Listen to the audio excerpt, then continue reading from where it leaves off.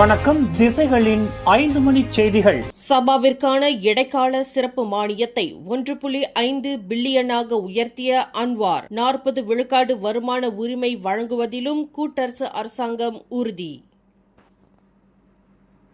சபாவுக்கான இடைக்கால சிறப்பு மானிய ஒதுக்கீட்டை 600 மில்லியனிலிருந்து 1.5 பில்லியனாக உயர்த்துவதாக பிரதமர் டத்தோஸ்ரீ அன்வார் இப்ராஹிம் இன்று அறிவித்துள்ளார். பினாங்காங்கில் உள்ள கடசான் டுசோன் கலாச்சார சங்கத்தின் 2026ஆம் ஆண்டு சபா கமாத்தான் திருவிழாவில் கலந்து கொண்டு உரையாற்றிய அவர், சபாவிற்கான 40 விழுக்காடு வருவாய் உரிமை தொடர்பில் இறுதி தீர்வு கிடைக்கும் வரையில் இந்த இடைக்கால நிதி ஒதுக்கீடு தொடரும் என்றும் குறிப்பிட்டுள்ளார். அதேவேளையில் மலேசிய உடன்படிக்கை 1963 கீழ் சபா மாநிலத்திற்கு வழங்கப்பட வேண்டிய 40 விழுக்காடு வருவாய் உரிமையை வழங்குவதில் மத்திய அரசு உறுதியுடன் இருப்பதாகவும் இதில் எவ்வித சந்தேகமும் இல்லை என்றும் பிரதமர் டத்தோஸ்ரீ அன்வார் இப்ராஹிம் தெரிவித்துள்ளார். தற்போது அதனை நடைமுறைப்படுத்தும் வழிமுறைகள் இறுதிக்கட்டத்தில் ஆய்வு செய்யப்பட்டு வருவதையும் அன்வார் சுட்டிக்காட்டியுள்ளார். அதேவேளையில் இதில் செயல்முறையை தாமதப்படுத்த அரசாங்கம் விரும்பவில்லை என்றும், மாறாக ஒவ்வொரு முடிவும் பொறுப்புடனும் கவனமாகவும் எடுக்கப்பட வேண்டும் என்றும் வலியுறுத்தியுள்ளார்.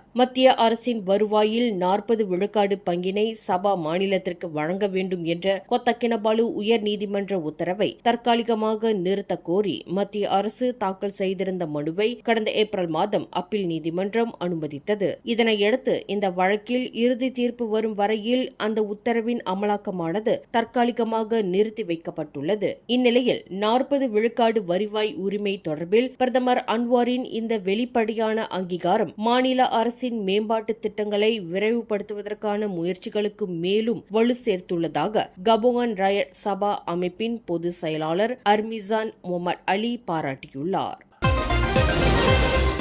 உலகளாவிய கச்சா எண்ணெய் விலை உயர்வு மற்றும் விநியோக நெருக்கடியால் ஏற்படும் விலை உயர்வை கட்டுப்படுத்த உள்நாட்டு வாணிபம் மற்றும் வாழ்க்கை செலவின அமைச்சு வரும் ஜூன் 1 முதல் ஆகஸ்ட் 31ஆம் தேதி வரை ஒப்ஸ்கசான் 6 என்ற நடவடிக்கையை மேற்கொள்ள உள்ளது. வியாபாரிகள் அளவுக்கு அதிகமாக பொருட்களின் விலையை உயர்த்துவதை தடுக்க இந்த நடவடிக்கை அமல்படுத்தப்படுவதாக அறிவிக்கப்பட்டுள்ளது. அதேவேளையில் அத்தியாவசிய பொருட்களின் விலை நிலவரமும் தீவிரமாக கண்காணிக்கப்பட உள்ளது. இதுகுறித்து சம்பந்தப்பட்ட அமைச்சின் அமலாக்க பிரிவு தலைமை இயக்குநர் அஸ்மான் அடாம் இன்று வெளியிட்டுள்ள அறிக்கையில், மூலப்பொருட்கள் செயல்பாட்டு செலவுகள் மற்றும் வணிக செலவுகள் அதிகரிப்பதை காரணம் காட்டி அதிக லாபம் ஈட்டும் முயற்சிகளை தடுக்கவே இந்த நடவடிக்கை எடுக்கப்படுவதாக தெரிவித்துள்ளார். மேலும் உலகளாவிய விநியோக நெருக்கடியின் தாக்கம் படிப்படியாக நாட்டிற்குள் பிரதிபலிக்கும் என எதிர்பார்க்கப்படுவதாகவும் அவர் குறிப்பிட்டுள்ளார். இதன் காரணமாக விலை உயர்வுகளை முன்கூட்டியே கட்டுப்படுத்த அரசாங்கம் கண்காணிப்பை தீவிரப்படுத்தியுள்ளது.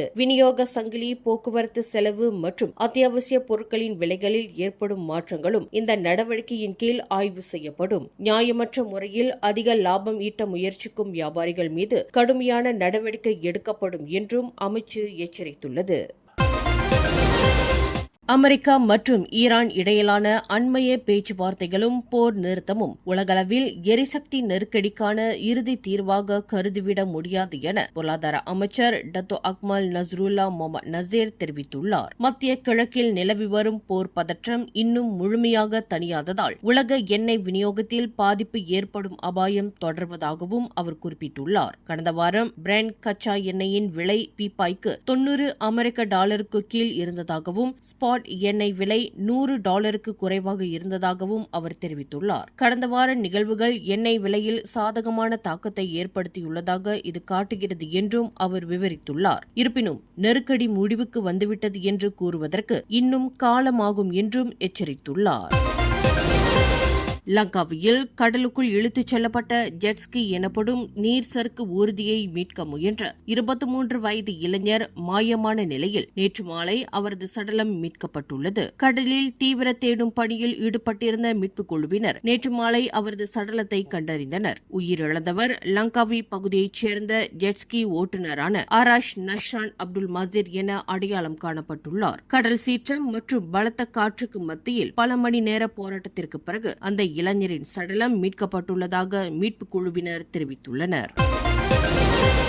ஹஜ் பெருநாளின் போது பெர்லிஸ் மந்திரி பசார் அபுபக்கர் அம்சா மாடு ஒன்றை துப்பாக்கியால் சுட்ட விவகாரத்தில் அவர் பயன்படுத்தியதாக நம்பப்படும் ஷாட்கன் துப்பாக்கி மற்றும் 9 தோட்டாக்களை போலீசார் பறிமுதல் செய்துள்ளனர். சமூக ஊடகங்களில் பரவிய 38 வினாடிகள் கொண்ட காணொலி தொடர்பாக புகார் பெறப்பட்டதை தொடர்ந்து மந்திரி பசாரின் வாக்குமூலமும் பதிவு செய்யப்பட்டதாக கங்கார் மாவட்ட போலீஸ் தலைவர் ஷரஃபுடின் யூசுப் தெரிவித்துள்ளார். போலீஸ் விசாரணையில் அந்த ஷாட்கன் துப்பாக்கிக்கான செல்லுபடியாகும் உரிமம் அபுபக்கரிடம் இருந்தது உறுதி செய்யப்பட்டுள்ளது. அதேவேளையில் பொதுமக்கள் மற்றும் நிகழ்ச்சி ஏற்பாட்டு பணியாளர்களை அச்சுறுத்திய அந்த ஆக்ரோஷமான மாட்டை கட்டுப்படுத்தும் நோக்கிலேயே இந்த நடவடிக்கை எடுக்கப்பட்டுள்ளதாக போலீஸ் விளக்கம் அளித்துள்ளது.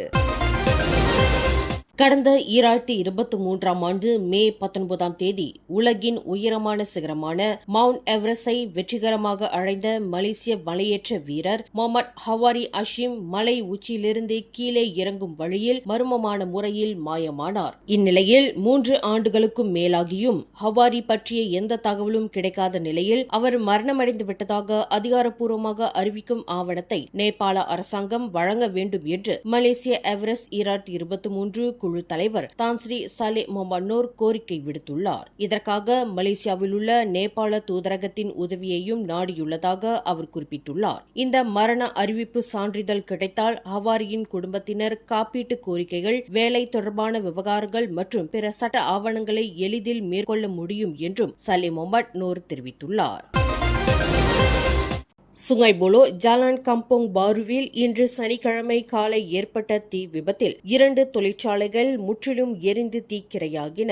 இத்தீ விபத்து குறித்து காலை 7:32 மணியளவில் அவசர அழைப்பு கிடைத்ததை அடுத்து சுங்கை புலோ தீயணைப்பு மற்றும் மீட்பு குழுவைச் சேர்ந்த வீரர்கள் சம்பவ இடத்திற்கு விரைந்தனர். சம்பவ இடத்தை ஆய்வு செய்தபோது வகை தொழிற்சாலை கட்டிடங்கள் 2இல் தீ வேகமாக பரவியிருந்ததை கண்டதாக ஸ்லாங்கூர் மாநில தீயணைப்பு மற்றும் மீட்புத்துறையின் உதவி நடவடிக்கை இயக்குனர் அமத் முக்லிஸ் மொக்தார் தெரிவித்துள்ளார். இந்நிலையில் 26 வீரர்கள் ஒன்றிணைந்து தீயை கட்டுக்குள் கொண்டு வந்த நிலையில் உயிர் சேதம் எதுவும் ஏற்படவில்லை என்பது உறுதிப்படுத்தப்பட்டுள்ளது. மேலும் செய்திகளை தெரிந்து கொள்ள கீழே இருக்கும் பெல் பட்டனை அழுத்துங்கள். உங்கள் மகிழ்ச்சியை வெளிப்படுத்த லைக் மற்றும் ஷேர் செய்யுங்கள். தொடர்ந்து திசைகளோடு இணைந்திருக்க சப்ஸ்கிரைப் செய்யுங்கள்.